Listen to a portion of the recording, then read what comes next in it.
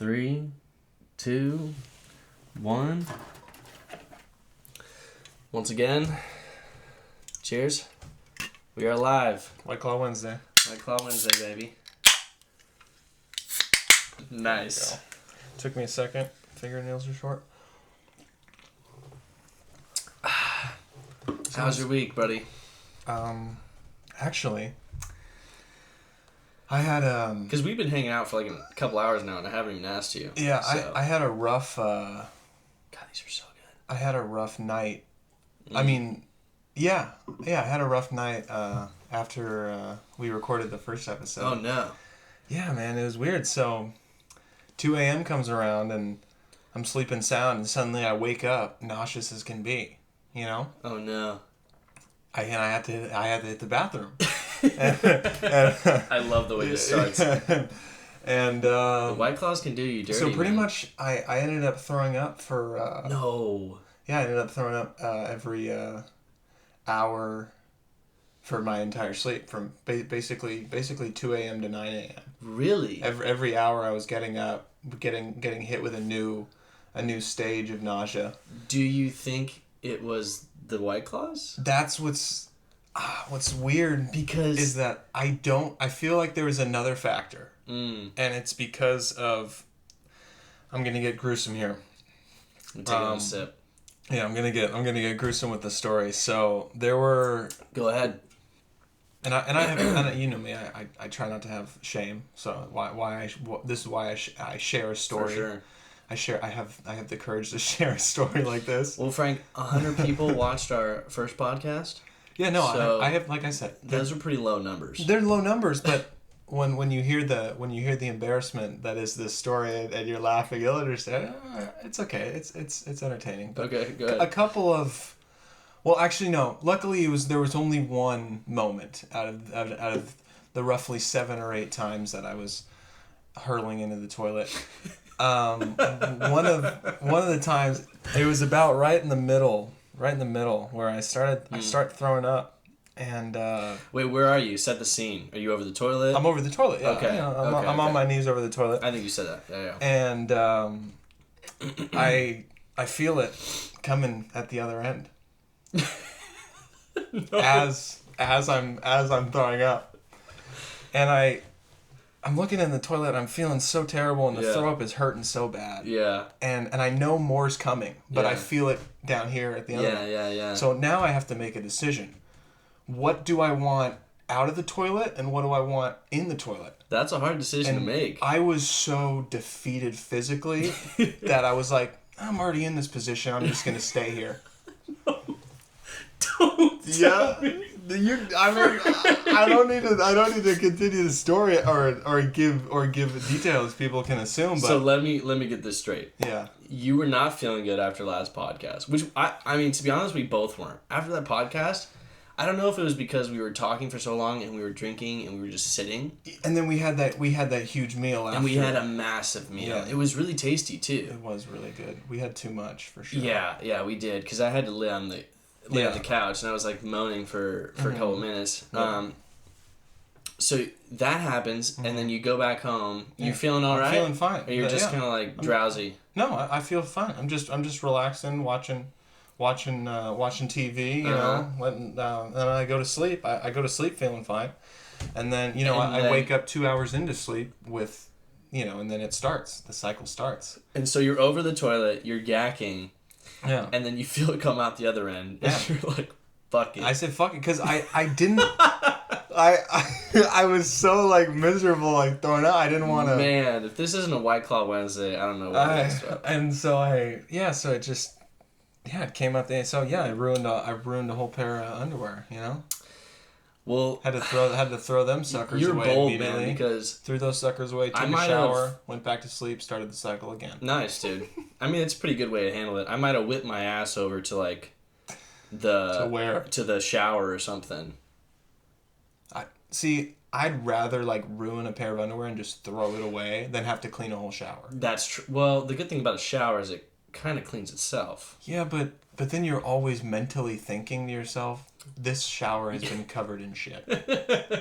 That's true. You And know, you have roommates too, so it's like exactly. it's not just your life that's like mine. you're messing with. They're also going to be stepping in it too. Then it's kind of like it goes to your conscience, like I shit in the shower. Yeah, exactly. I didn't tell them. You know. Yeah. Okay. Speaking about shower antics. Yeah. You got a roommate story or what? No, just the blowing your nose in the shower. Mm-hmm. You know, just people just doing snot rockets in the shower. Yeah. And if they don't, have you ever thought about like when you have shared like a room with other guys or something? Yeah. Have you ever thought about like, or just had like a public bathroom, public shower? Okay. Thought of all the guys or just all the people coming through and doing their own different, you know. Frank, that brings up because I feel like everybody does it. Everybody does it. Yeah, for sure. But at the same time, everybody is horrified of the thought of others doing it in their shower, even though they do it all the time. Yeah. Let me tell you a story, man. Mm-hmm. Since we're already in pretty deep. Yeah. I got a really nasty story. I go to Planet Fitness in downtown San Francisco. Mm-hmm. And to put it in perspective, Planet Fitness costs about $20 per month. A little over $20 per month. Which isn't bad for downtown San Francisco. Crunch is like $100 a month. Okay. That's the one with the hand grabbing the. Yeah, the Crunch. Yeah. Planet Fitness is like the thumbs up. Thumbs up. Mm-hmm. I go to this gym and I thought it was okay for $20. I mean, it was kind of rough. There's no they don't give you towels or anything like that. Mm-hmm. So you have to bring your own towel, and like if you go to work after, it's kind of rough because you have to have that towel with you, and you either have to hang it somewhere or wash it when you get home, right? Yeah. Because you don't want a stinky towel. Mm-hmm. But that's honestly the only criticism I had of it until one day when this big dude comes in to the locker room. I'm talking massive, bro. Yeah. And he smelled so bad. And like, I mean, it's a gym, like I get it, you know, and we're in the locker room, so I'm like, all right, whatever. You know, like I've dealt with smelly dudes before. Mm-hmm. This guy smelled extra bad, but it wasn't like too big of a deal. And so he's kind of like a few rows next to me, and I'm like minding my own business, like doing my thing, and he walks over to like the stalls, right? And I don't really like notice. Yeah. I mean, I kind of have in my mind like, thank God this dude's gone because he smelled really bad, but I didn't really notice. And then I go shower, right? And I come back and I'm like changing into my work clothes. Yeah. And as I'm changing into my work clothes, he comes out of the stall, right? And like I'm kind of looking at him and I'm kind of not, because like, you know, I hate to say it, like you're kind of like, whoa, like this dude is like all out there, you know, no fucks. Like usually people have a towel. Oh, I see. He was just going for it, like nothing. Yeah. And it's like a foul guy, you know. I know. You probably could. This might top your story, actually. Yeah. This might top your story. So he's kind of in the corner of my eye, and he gets like a couple paper towels, and then he turns away, and I like look, and there is this like, I kid you not, Frank, I kid you not, he comes straight out of the stall, gets some paper towels, and starts heading for one of the showers. Okay. And he's got this like strand of shit hanging from his ass. And he's walking, I swear, bro, he's walking to the thing and it like flips off and like flips in the air and goes straight to the floor. Bro, it's so gross. Oh, at the gym. I was like, I literally made those sounds because I was so disgusted. And I didn't go for the gym for a week. And if I ever see that dude, I just go. I don't even deal with it. And that goes back to the, like, you're grossed out by other people doing things that you do, right? Mm-hmm. This is something that I didn't do that other people do. But it's like kind of a fear of yours. Like, what if people like take a shit and they don't wipe their ass and they just come into the shower, you know? That's not my thing, but it is some people's things, you know? That's crazy that's a thing. It is a thing. Yeah, that's that probably topped your story, huh? Yeah, no, that's definitely more disgusting than mine, for sure. But the thing is, mine actually doesn't end there. My story doesn't end there. Oh, jeez. Yeah. Okay, let's keep going then. So, I stopped throwing up around 9 a.m. And then, a.m. So you're up from 2 to 9. Yeah, just puking every hour, yeah. And I don't feel like drinking water. Mm-hmm. Which in hindsight I realized was really dumb because I'm sweating so much every time I'm throwing up. I'm sweating buckets, and so I'm losing all this water. And dude, what? That's crazy. It comes about 11. It's almost noon, and I need to get in line to get Coachella ticket. Right. So like I know the time's coming, so I'm like, okay, it's almost noon. I gotta hop in line before noon, and you're talking about like online, right? Yeah, like on my computer, yeah. Online, inline. Huh? Did you say inline? Yeah, online, like go online to stand in line for tickets. Okay. Yeah. To stand in a digital line. There's like a wait list. A digital wait line. Yeah, exactly. Nice. And up until this point, since I'd stopped throwing up, I had just been laying in bed, not moving really. Mm-hmm. And God, it's gotta be so rough. I'm so sorry. It's like 11:45 at this point. I'm like, okay, time to rise and time to grab the laptop and get in line. So I go to get up, and like as I'm getting up to move to like get the laptop, my whole body freezes. I go into what the paramedic guy called like a hyper. What do you say? Wait. A dehydrated. I can't remember what he called. So I was basically you just jumped ahead there a little bit. I did jump ahead on. I kind of did a spoiler alert. Because I froze. I froze with my arms like this, and I couldn't move, and it felt like I had needles, the pins and needles going into all over my body. Pins and needles everywhere. Dude. I couldn't move anything.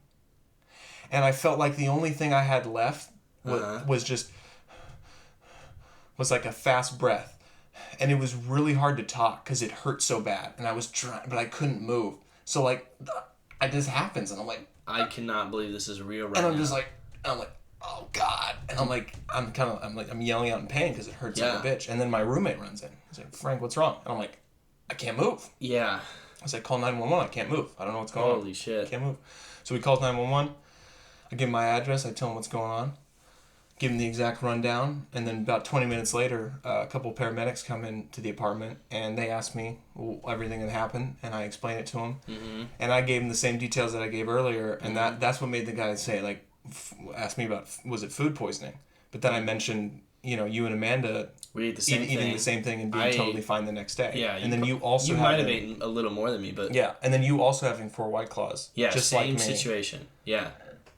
And then the crazy thing is, like, on New Year's Eve, I have, like, 7 White Claws. Yeah. And next... You were sick, but you weren't... but I wasn't, like... Fine. I was you fine. Were in shock. Yeah. It was a classic... Which, by the way, you're bold for 7 White Claws.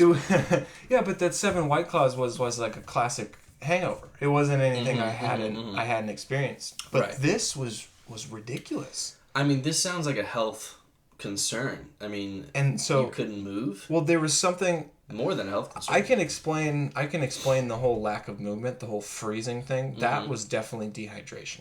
It was me throwing up 8 times. Yeah. And every time I would throw up, it was literally like remember how you would feel after running like a 5K race? Yes. Absolutely. Your whole body is sweaty. Like everything is just wet. It's all moisture. Yeah. That's how I was. It's like dried. Yeah. That's how I was at the end of every single puke. So I was just constantly losing all this water. And I was feeling so crappy after every time I'd throw up that instead of like drinking water, I would just immediately collapse back in bed for an hour until I had to throw up again. So I was doing this over and over again and not taking in any water. And then at the end of it all, I still feel nauseous and like shit. So I just lay there for 2 hours. And then as soon as I try to move it in any way, my body just shut down completely. Yeah. So yeah, they came by and they took, they put an IV in you? No, not an IV. Oh, they put one of pressure? those, the pressure, they took my blood pressure. And then they pretty much diagnosed me of the whole, severe dehydration, going into shock is what they called it, from dehydration. Dude, Frank, you gotta be careful, man. I know, right? This podcast is not worth This it. podcast. That's what I was thinking. I don't want you to die, man. It's so... It's funny It's because... weird. Because I've never, had... Alcohol has never done that to me stomach-wise in terms of throwing up. You know what? And then the fact that I was puking and shitting at the same time. Yeah. That's got to be something that isn't alcohol. Because... That must have been food And that's what the EMT guy right? was saying. It had to have been food poisoning. Which is crazy because me and Amanda ate the same meal, so it might have been it must have just been earlier, or you might have had a bad. I mean, what did we have? We had spaghetti, bro. What did food spaghetti, meatballs, the sauce. Maybe one of the meatballs. Maybe one of the meatballs wasn't done all the way. That was the only thing I could think What's of. crazy is this was one of the best meals I've had, dude. And in multiple years. And that's what was so sad about it. Because we were raving about it, and even when I dropped you off. We were still raving about it. You were like, okay, let Amanda know that was such really an good. amazing meal because I don't think I said it enough. And I was like, okay, I will. And I told her. Yeah, that's what really made it sad. Yeah, when I picked it all up because I was like, man, that was so good. Yeah. And I know and the other thing that sucked is that I made sure to take it easy. And only have just go 4 White Claws, and because even the EMT guy was giving me shit, saying he look at 4 White Claws, little bitch. He's walking out of the room, and he tells my roommate, he's like, when you get a chance, teach your roommate how to drink here, because 4 White Claws isn't anything. And I was like, yeah, dude, you're 100% right. Well, I think you were taking it easy because on New Year's you didn't have a good time either, but that's because you had 7. That's because I had 7. And I mean, but we then were I'm playing because you came over and we were watching. What were we watching? The Breakup.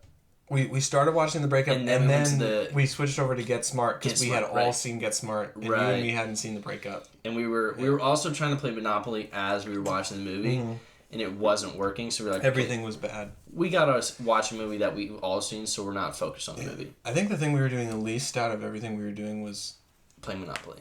Yeah, for sure. But you had pounded. I think you were on your 3rd by the time I was finishing or starting my 2nd or something. I was going fast. Yeah, that's for sure. But that's a explainable situation, whereas this one is something I've never heard of, and even more so. I mean, this is a hard seltzer. Yeah, and what I went, which is water, right? Yeah, what I went through after 4. So that's crazy. After 4 White Claws, what I went through after that was so much worse than the 7.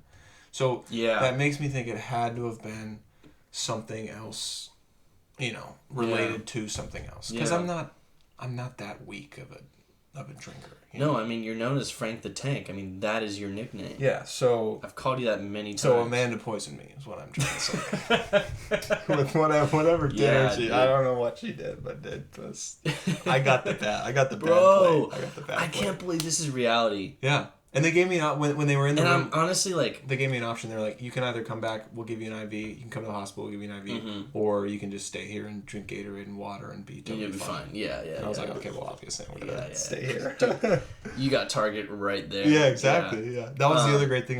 Shunya went out and he got me a Gatorade. Shunya clutch. Thanks, you know what's crazy about that? It's like I'm low key mad at you that you didn't tell me, but also I'm glad that you waited until right now. Yeah. Because I honestly can't believe that actually happened. Yeah, and you were telling me to do and that, I was like, trying to get me to go let's get quicker. 2 in before the podcast. You're like, not today, man. I'm not really feeling it right now. It's still a little. I don't know. The taste is bringing back the memory. Yeah. Yeah. Well, you got yourself an ordeal, man, because we just started a podcast. No, it's fine. That branded itself basically around these guys. I can just, I think I'm just gonna go I was originally planning on doing 3 to 4 an episode, but now I'm thinking 2 to 3 might be the more logical move. Well, can't say I'm gonna relate to that. Yeah, you can keep things interesting here for sure. Yeah. So that was it right there. That was it. Yeah. That is a damn good story, man. Yeah, it was. You know what I want to talk about this week? What? Have you heard of Jeffrey Epstein? Dude, I'm really happy you mentioned him. Because... What? Man. Well, it's fascinating. Because there's been a lot of news coming out lately about this this douchebag. I mean, he's an awful guy. For sure. But it's interesting because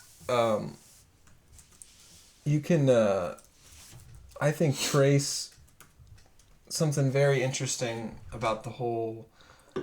Apparently he was friends with people in high places of very high power politics and also Hollywood.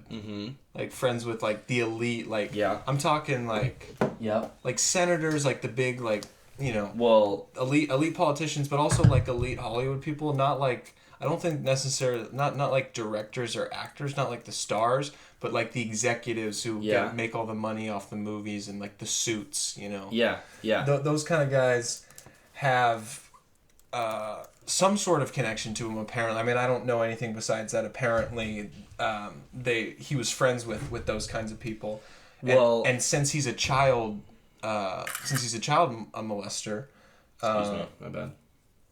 Go ahead. Since he's a child molester and he's friends with these people, you start to think, okay, well, are there politicians in the higher ups of who were also child molesters? Well, what's crazy to me is he flew with... What's up, Brady? What's up? He flew with Bill Clinton over 25 times. Frank, me and you have been best friends for 10 years, maybe. We've been friends for 10 years. How many times have we flown together? I don't think we've ever flown together. Yeah, I don't think we've ever flown together. We haven't. No, I don't think we have. And Bill Clinton is low-key known as like a creep, right? Because he's like the whole Monica Lewinsky stuff, and he's got like a bunch of sketchy background issues, right? Well, to be fair, to fly with Jeffrey Epstein, over 25 times. Yeah, no, that is weird. And you're talking about senators and stuff like that, like very true. But we're talking about a president of the United States. Flew with Jeffrey Epstein 25 times. That's got to raise some questions, right? Let's talk about his killing, okay? Because I want to get into this. Okay, so that's where I was going with the idea that he has all these friends in these powerful places. Apparently, he had attempted suicide once. Failed. So right there, that makes me think that technically he should be on some higher level of suicide watch. He shouldn't be given access to certain things that... Well, I mean, it just doesn't make sense that he hung himself with all these, jail jumpsuits, with all the orange jumpsuits, like tying all the jumpsuits together to hang himself with that. Why does one prisoner have a bunch of jumpsuits in his prison cell when he's one guy, and not only that, but he's tried to commit suicide before, so you're clearly going to give him the bare minimum of whatever. And then also he had a suicide note which he wrote with a pen. And why would you give a suicidal person a pen? And the neck wounds could be looked at as... Let's get into it, because basically what I'm saying is I think he was murdered because of the possibility of him snitching on other people who are still cruising, who happen to be low-key, who are undercover child molesters, who are getting away with it every day. Listen, he has been labeled as the biggest sex trafficker of our time, right? Okay, I did not know that. And so now that he has been, not even captured, just exploited, right? Like, okay, dude, like, it's time to stop, because people knew before that he was doing stuff, but there was like no evidence, and he had a shit ton of money, so they couldn't do anything. Now I have the 60 Minutes. So 60 Minutes just did a episode, 60 Minutes episode on him. And Frank, would you read this for me, man? Okay. We got a screen up for us right here. The New York City Medical Examiner's Office ruled Epstein's death a suicide by hanging, but a forensic pathologist who observed the 4-hour autopsy on behalf of Epstein's brother, Mark, tells 60 Minutes the evidence released so far points more to murder than suicide in his view. Dr. Michael Baden's key reason, the unusual fractures he saw in Epstein's neck. Yeah. Yeah, which is... And I wanted you to read it because you just said it, and I felt like a teacher there. I'm so sorry. I'll read it next time. Fine. I don't mind reading it. I like it. Because he had, I believe it's the thyroid gland. So for anyone who doesn't know, basically, Jeffrey Epstein is a sex trafficker. Yeah. He bought an island because he was that rich. True. I heard about that detail, yeah. Essentially had sex trafficking going on in that island and would invite very people of high power there, right? Yeah. And they would do who knows what. Right? Yeah. But he was a registered sex... I think he was a registered sex offender, and then now they got him on the human trafficking violations because of all the people that have come out. Yeah. Now, when you have someone that was in the New York, one of the New York jails, right? He tried to kill himself once. Yeah. So then they put him on suicide watch, right? Now, I don't know anything about that first attempt, and I haven't read anything about that first attempt, so I'm just not going to talk about it. But essentially, he tried to kill himself. Yeah. First attempt. That may be true or maybe not. Then they put him on suicide watch, and for some reason they took him off of suicide watch. Okay, yeah, I didn't know that. Even after he had tried to kill himself. Yeah. So that's fishy. I don't know the explanation for that. And then then the cameras weren't working.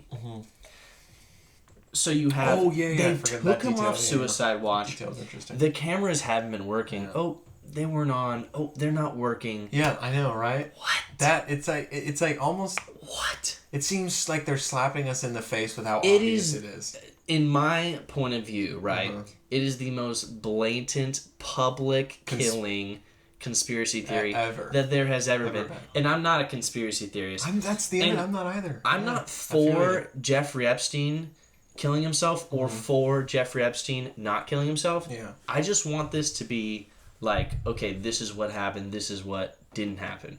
Yeah. But because when you have some guy that is of high profile of a case as the Jeffrey Epstein case has been, you have to have the cameras on. Exactly. You have to watch this dude. Like, he was one of the biggest, or his case was one of the biggest cases of 2019, 2018, wherever it started. I mean, I was seeing it on my social media, this and that. Oh, Jeffrey Epstein accused of this and that, proven this. So, I'm pulling up a article here. It is my understanding, based on the 2 documents that I've examined, the 2 officers that were working in Special Housing Unit allegedly falsified the records and did not do any rounds for approximately 8 hours. Now, I heard that through a podcast that they fell asleep. I'm not sure if that's true or not, so I put it in quotation marks. It's just going along with how... It's like, okay, there's one thing, all right, maybe that could happen, you know? Yeah. Imagine being on a night shift, I would probably fall asleep too. The cameras were off? Wait, what? Yeah, but you think about he tried to commit suicide? Yeah. And you took him off suicide watch? Yeah. Wait. You're telling me what now? No, it's like everything is like cliche excuses for the picture they're trying to paint. Exactly. It's like when you forget your homework. Yeah. And you say my dog ate my homework. Yeah. It's along the lines of having a guy kill himself in a cell, and then you go up to the guards and say, "Oh yeah, the tapes weren't recording and we were asleep." Yeah. Like, that's like, okay, well, I mean, it's like it's a movie where a guy gets killed in prison and then they cover it up. And then you're watching the movie and you're saying to yourself, that excuse, I feel like in real life, everybody would know, okay, this guy was murdered. And this is I feel one like of them. this is a real life example of that. That's a good point. To where everybody, Yeah, definitely. So let's look at this picture, right? This is the picture. All the jumpsuits, exactly. This is a bunch of jumpsuits and blankets. Yeah. I mean, I don't understand, man. I get it. Okay, 3 Why blankets. You see one right here, maybe. One right here. And then these might be 2. This is 2, maybe. Yeah. But you got 1, 2, 3, 4, 5, 6, 7. Maybe that's 8 different jumpsuits and rags there. Plus, he's got his the sleep apnea machine right here. Yeah. Which has a bunch of cords and stuff. Uh-huh. I mean, there's something fishy about this. Can we agree on that? I mean, I think you already agreed. All right. Yeah. I'm not going to show his body, but but even go down because if you go to the wounds, the thigh. Oh, you want to do this? His neck. Yeah. What did you have a point in it? See, it almost looks as if there's wires. That's what. Yeah, exactly. That's like what people there's are saying, so. I mean, maybe if you're really, really, you're pulling or you're hanging yourself and it just hits it. But again, that's on the back of his head, and I really don't know the science of hanging yourself. So I'm I don't right know. there with you. I just think, with the excuses that were made, and then the fact that who he is as a person, and that he had this island where people could come and do illegal stuff, and those people were, rich and powerful people who can pull strings that allow for someone to be murdered in their cell. Exactly. I just think it's one of those things where he could have I don't know what his legal situation was, but I really just see it as he was someone who could have put away a lot of other people. A lot of people in high power. He could have ratted. I feel like he had potential to rat out a ton of people and get a deal for himself along the lines of, I don't know, witness protection in a sense, where he's not the one in, he's got 100 powerful friends who would all come to his island who all deserve to be arrested.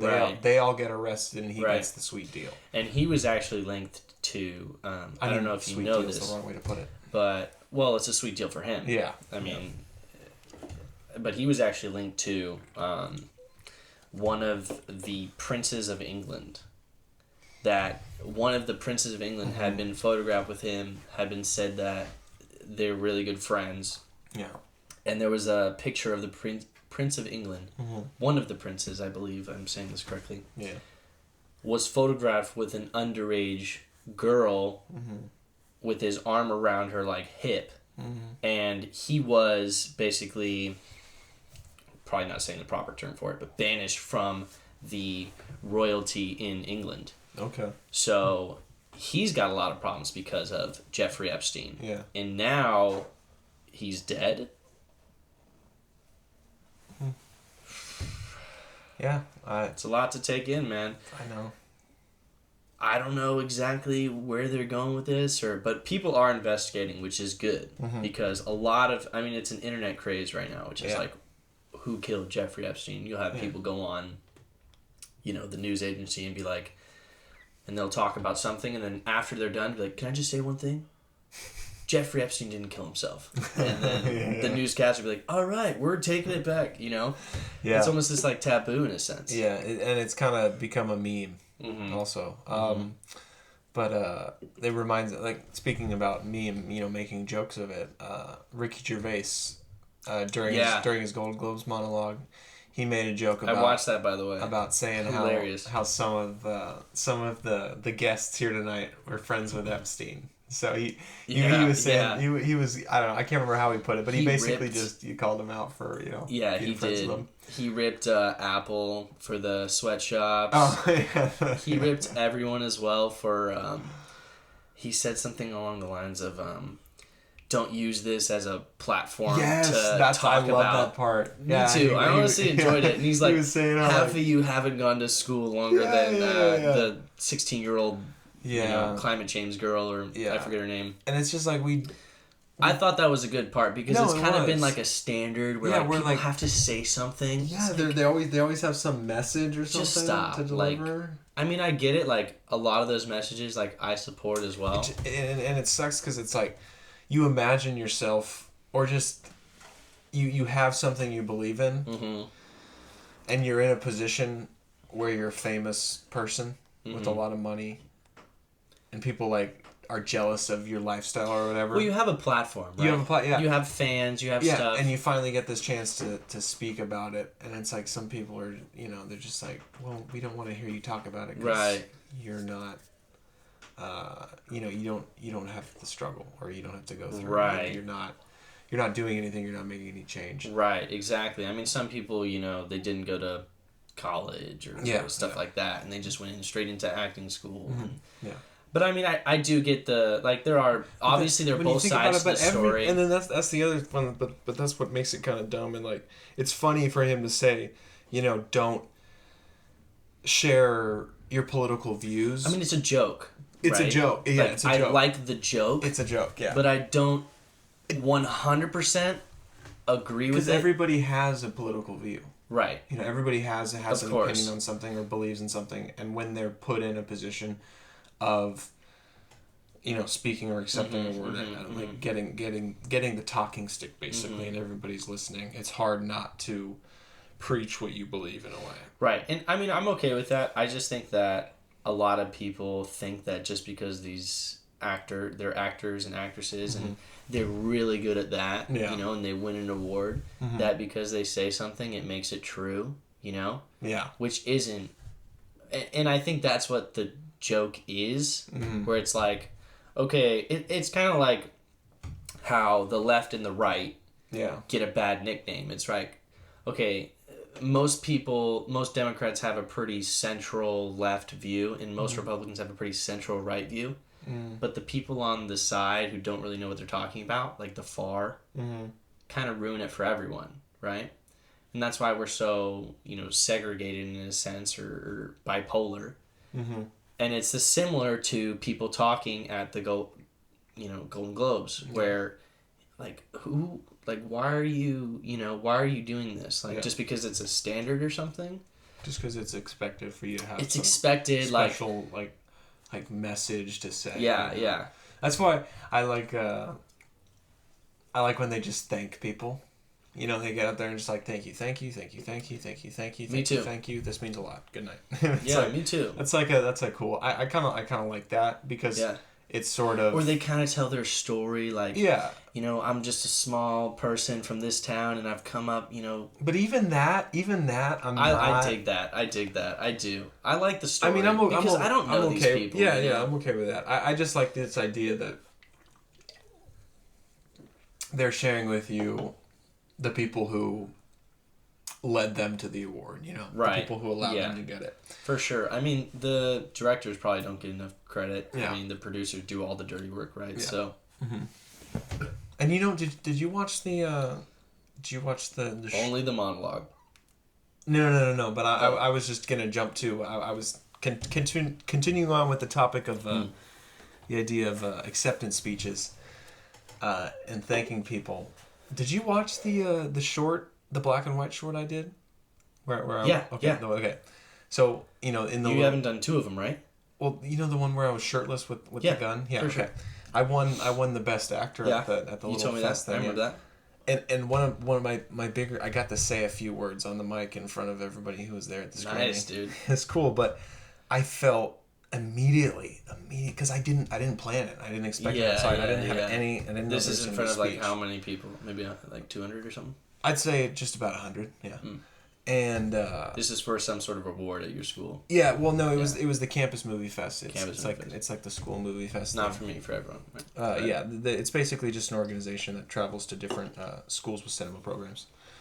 But after my acceptance speech for the award, I immediately regretted not thanking I felt so selfish. I felt so, because I get up there, I'm so excited, my adrenaline's rushing. I'm like, yeah. Exactly. Yeah. My adrenaline's rushing. I'm so excited. And I'm like, oh my gosh, I can't believe I won. And I get up there and I just talk about myself and why I like to act. Yeah. And then I sit back down and I realize I'm sitting next to the 4 guys I made the movie with, and I'm like, oh my god, I forgot this. Like, I was like, because especially like your boy Kabir, like, well, yeah, I mean, from what you told me, he edited it. He's got all the equipment himself. And then my friend Harrison, he wrote it. Yeah. And then my other friend, he directed it. So you got all these other things. It was such a collaborative thing, and like without them, I couldn't have won the award.